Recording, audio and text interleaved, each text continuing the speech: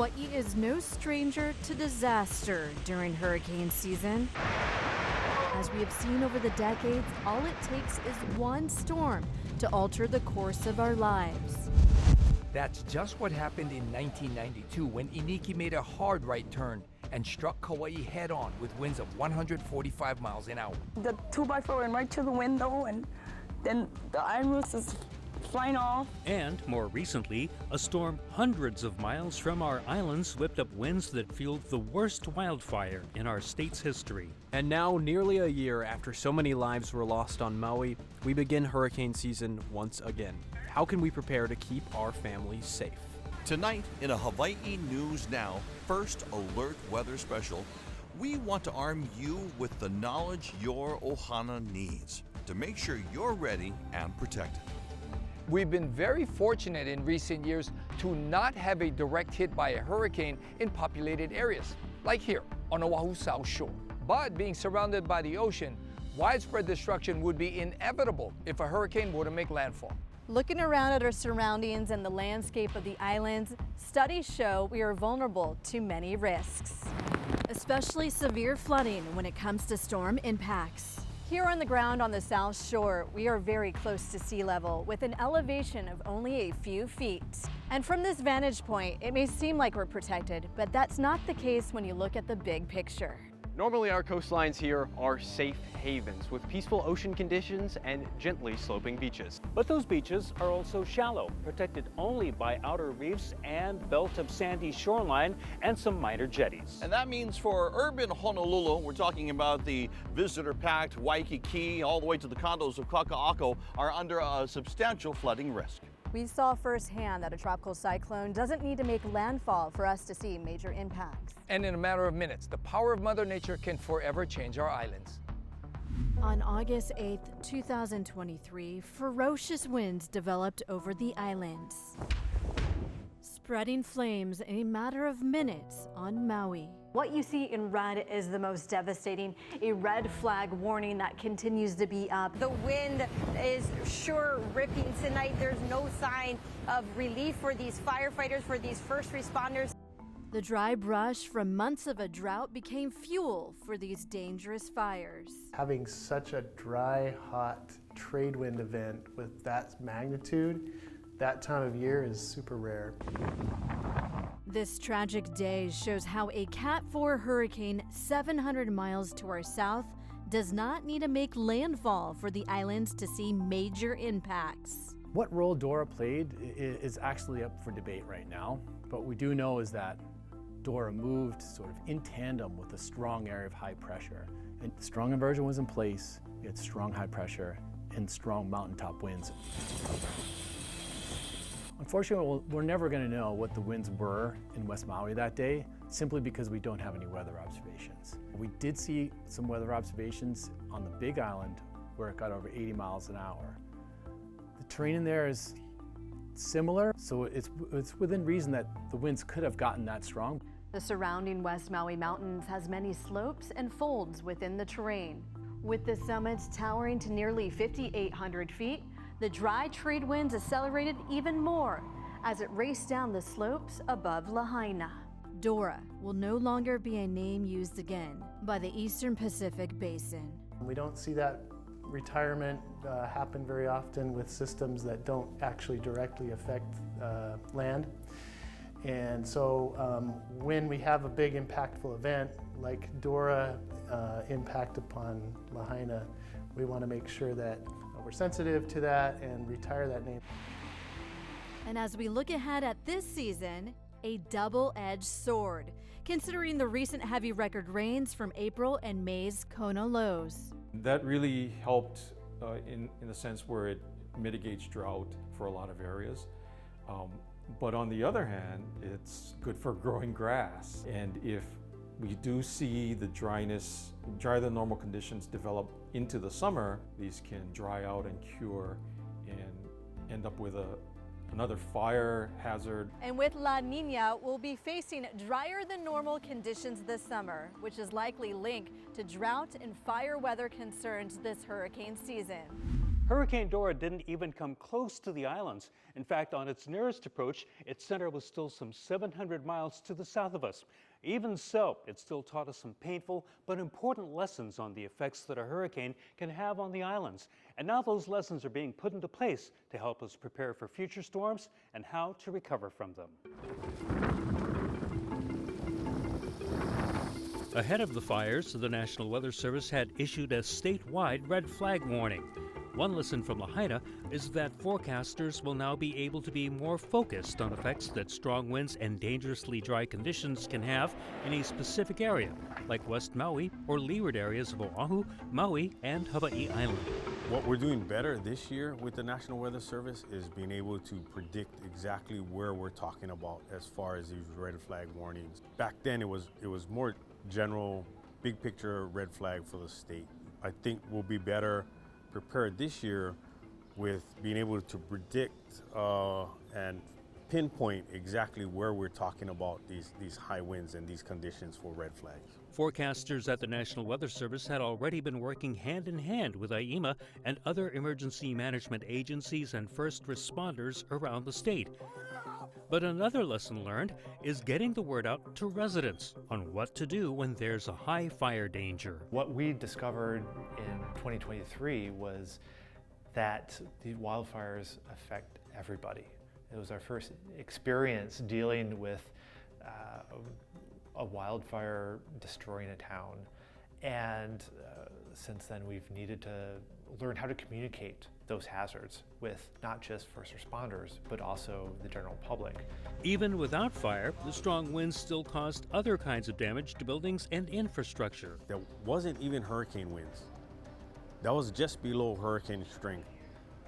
So when we get these heavier winds, what kind of damage will it do on our infrastructure? And what can we do now to build that resiliency so that our state can withstand some hurricane winds? One thing that did withstand the winds were the people who came together to help out Maui after the winds and the fire, something that will be important when a tropical cyclone or another disaster hits. What we're trying to do is take the lessons learned from Lahaina on August 9th and how the community came together, pulled together, and supported one another. How do we capture that energy, that aloha, and now move it across the state and learn from what they went through?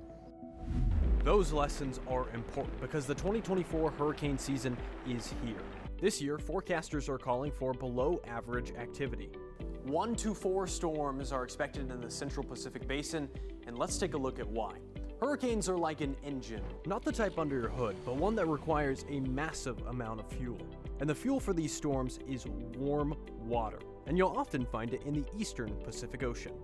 And it typically sits right here in the red, just south of Central America. When this warm water bakes in the hot summer months, it evaporates, and when it evaporates, it releases energy. And when you have a whole ocean's worth of evaporating water, that provides a lot of energy to these wannabe tropical storms and hurricanes. But this warm water isn't always consistent. That inconsistency is the switch between El Nino and La Nina. In a neutral or La Nina year, the water is slightly cooler here and along the equator, not providing the high amounts of energy needed for hurricane growth. It's important to understand the specific conditions that are in control of each system as it moves through the area, and to not try to too much compare it to a system that came before, because there's always some unique difference, right? La Nina may bring less activity, but during past La Nina years, we've had close calls, so we should always be prepared each season. Coming up next, what is the most dangerous outcome when a hurricane makes landfall? The First Alert Weather team takes a deeper look at storm surge and how winds can impact the islands.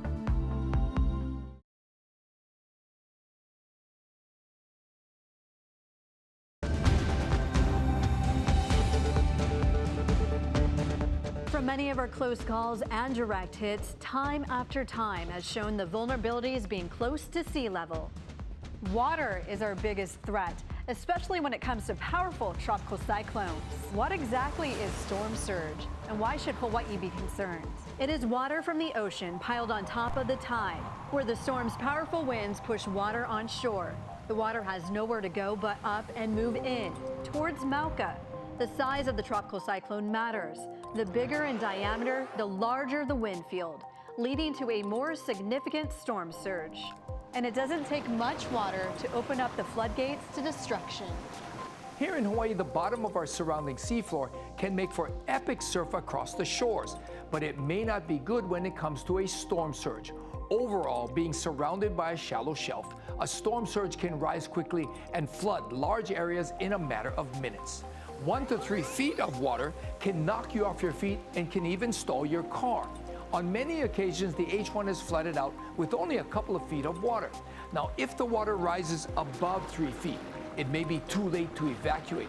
At this level and rate, vehicles can even float away. In fact, the power of moving water is another beast within itself. The National Weather Service states moving H2O flowing at only 10 miles per hour can produce the same force as winds blowing at 300 miles per hour. With that force, it can pick up just about anything in its path. And if the water surpasses my height, you have to seek higher ground or move up to the floors above you, or maybe even your roof. At 6 feet high, storm surge starts covering the first floor of a home. At 12 feet, it's moving completely onto a second story, and 15 feet completely submerges a one-story home from bottom to top. And that is why storm surge is of utmost concern and the deadliest outcome of a hurricane's wrath. And we should never underestimate the power of water. Tropical cyclones are like engines over the ocean that can become large wind makers, traveling hundreds, even thousands of miles over open waters before approaching land. A hurricane is a really unique type of weather situation. It's a very intense, rotating weather system with winds that can be very destructive. Fueled by warm ocean temperatures, light winds, and humid air, they can quickly evolve into hurricanes. And if you think about an ice skater or something doing a swirl, when they bring in, they start spinning faster. A hurricane with a wind field can spin faster and faster. Frequently, the right side of a hurricane is the most dangerous side, creating a whirlwind of gusty winds, among other threats. At Category 1, wind speeds reach 74 to 95 miles per hour. It could remove shingles and some siding on a house, could take down trees, and cause power outages. A Category 2, that's when winds jump up to 96 to 110 miles per hour. A storm surge can rise above 5 feet. Windows can be smashed, and noticeable roof and siding damage. The damage is extensive once the winds surpass 111 miles per hour as a Category 3.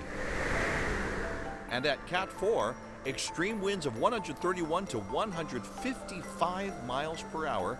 Power outages could last for months, as we saw in Puerto Rico and Samoa in past years. Like a roaring train, you will hear the sounds from the gusts and rising moving waters as catastrophic winds above 155 miles per hour accompany a Category 5 hurricane. Hurricane-force winds can extend out to 20 miles for smaller hurricanes, but for large hurricanes, that can extend up to 200 miles. That's roughly the distance from Hawaii Kai, Oahu to South Point, Hawaii Island. Coming up next, how has technology improved over the years? The First Alert Weather Team takes a deeper look at the tools we use to forecast tropical cyclones and a look at storms that impacted the state over time.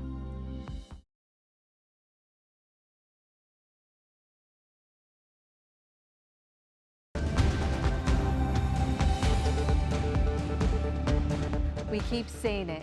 All it takes is one storm to leave behind catastrophic damage. And we remind everyone because it's happened here several times. The first official hurricane recorded in the vicinity of the islands was back in 1950. Hurricane Hiki bypassed Hawaii, but it still dropped an estimated 52 inches of rain on Kauai. 9 years later, Hurricane Dot made landfall on Kauai just weeks before Hawaii became a state. It toppled power lines and devastated the island's sugarcane and macadamia crops. Jump ahead now to November of 1982 and the arrival of Hurricane Eva. The powerful storm caused significant damage to Kauai's south shore. Poipu Beach used to be one of the most luxurious and popular resort areas on Kauai. Now it will be at least a month and a half before the debris is cleared. The waves came up to about chin high. Oahu's Waianae coast was battered by high surf and winds. Homes were shredded into pieces. At the time, Eva was the costliest storm to hit Hawaii, with damage totaling $312 million. That figure would be topped a decade later by the most powerful hurricane to strike Hawaii in recorded history. Hurricane Iniki was massive, with wind gusts up to 175 miles per hour, and Kauai took a direct hit. Iniki, Hawaiian for piercing wind, is living up to its name. Its fierce winds are piercing through everything in its way, and this is not even the height of the hurricane. The island was torn apart. More than 14,000 homes were damaged or destroyed, and residents were left without electricity for weeks. The estimated damage was north of $3 billion. Over the next 2 decades, the islands felt the remnants of several weakened systems. In 2014, Iselle made landfall on Hawaii Island as a tropical storm. It drenched the island, and winds brought down invasive albizia trees and puna, which damaged homes and even crops.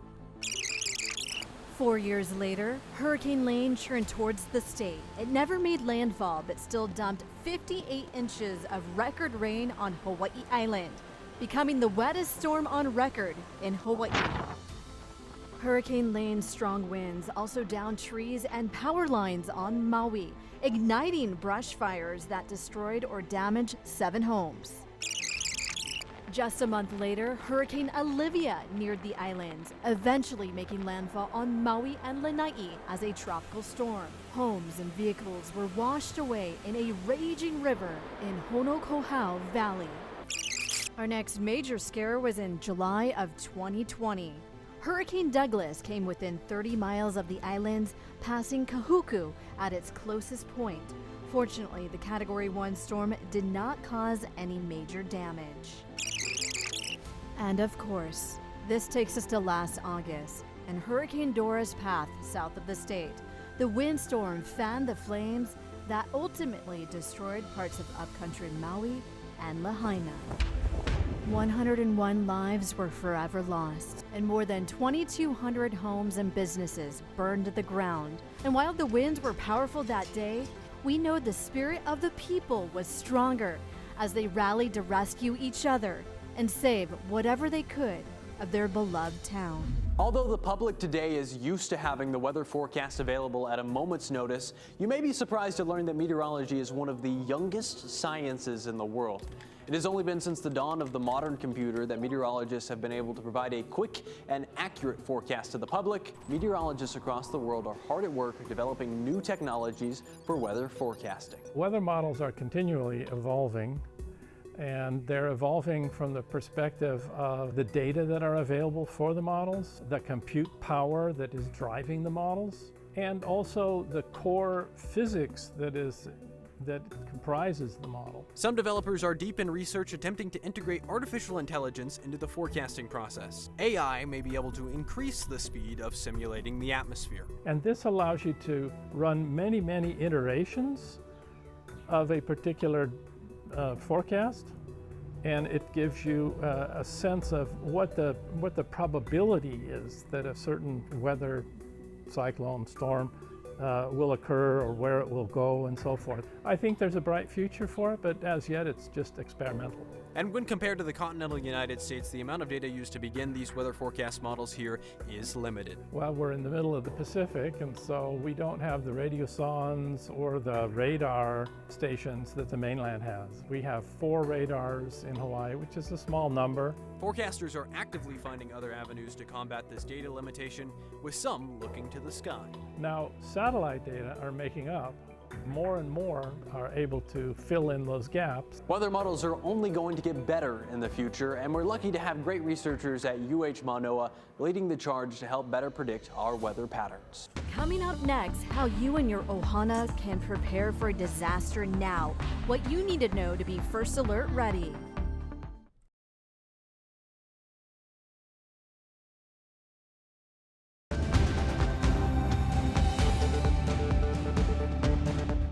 Nino, La Nina, no matter. It only takes one storm to change the course of our lives. If a Category 5 storm hit Oahu, and specifically Honolulu Harbor, we would be in big trouble. We would see outages that would last for weeks, possibly months in certain areas. We know historically that Hawaii is very vulnerable to hurricanes. And simply put, getting supplies to our islands could take an extended amount of time.